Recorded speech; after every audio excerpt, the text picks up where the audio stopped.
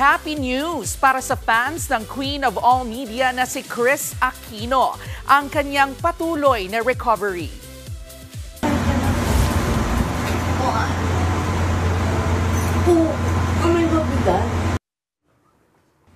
Sa video post nga ng vlogger-host na si Mamaloy Villarama, sinabi ni Beb na mabigat na ang kanyang mommy. Sa caption naman, ibinalita ni Mamaloy na malaki na ang improvement sa timbang ni Kris ngayon kumpara noong una siyang dumating sa bansa.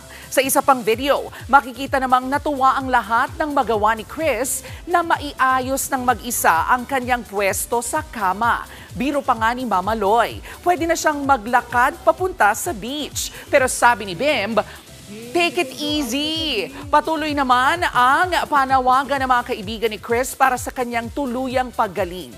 Earlier this year, kinumpirma ni Kris sa isang post na siya ay na-diagnose na may siyam na autoimmune disease. Mga kapatid, Jervy Wrightson po, eto na nga.